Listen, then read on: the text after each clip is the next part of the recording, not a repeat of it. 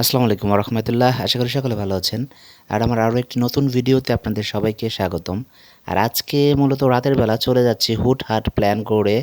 আমি আর রনি যাচ্ছিলাম হচ্ছে কাকরানের দিকে হালিম খাওয়ার জন্য। বাট হঠাৎ করে মাঝপথে যাওয়ার পরেই রনি আবার বলল যে না, মহিষাসীর দিকে যাবে। মহিষাসীর হালিমটা খুবই ভালো, অথেন্টিক। এর আগে একবার ট্রাই করছিলাম যদিও। তো যে কথা সেই কাজ, চলে আসলাম হচ্ছে গিয়ে মহিষাসীর সেই বিখ্যাত হালিমের দোকানে। এই প্লেসটা, এই জায়গাটা যারা যারা এর আগে আসছেন তারা তো সবাই চিনবেন। যে আহামরি ডেকোরেশন নাই, কিছু নাই, জাস্ট রাস্তার পাড়ে একটা দোকান। সেটা হচ্ছে গিয়ে খুবই পপুলার। দেখেন, অনেক জায়গা থেকে মানুষ চলে আসে এখানে খাওয়ার জন্য, হালিমের সেই অথেন্টিক টেস্টটা নেওয়ার জন্য আর কি। তো দেখতে পাচ্ছেন আমরা মূলত বাইকে করে চলে আসছিলাম।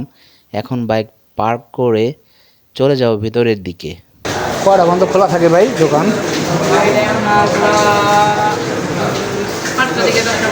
5টা থেকে 10টা। তো আজকে যেহেতু ফ্রাইডে না, ফ্রাইডে এইটা পুরাটা একদম ফুলফিল থাকে। আজকে দেখেন এখন অর্ধেক, কারণ ফ্রাইডের যে চাপটা থাকে এটা এই মানে অন্যান্য নর্মাল দিনে থাকে না। তো সেলটাও কম থাকে তুলনামূলক। আর হালিমের সাথে পুরি না হলে তো চলেই না। তো পুরির জন্য আবার চলে আসতে হচ্ছে রাস্তার এই পারে আরেকটা দোকানে। ওনারা শুধু হালিমই সেল করে। তো এখান থেকে পুরি নিয়ে নিলাম। আর এখানে হালিম ছিল হচ্ছে গিয়ে আপনার 70 টাকা পার প্লেট। আর যদি আপনি নলি নেন সাইজ অনুযায়ী দাম। আর এখানে হচ্ছে পুরি হচ্ছে মাত্র 5 টাকা করে, ছোট ছোট পুরি। সাথে আছে তাদেরই নিজেদের বানানো হচ্ছে মিষ্টি, দই। তো এখানে আসলে আপনি দুইটার ফিলি পাবেন। তো রনি শুরু করছিল খাওয়া।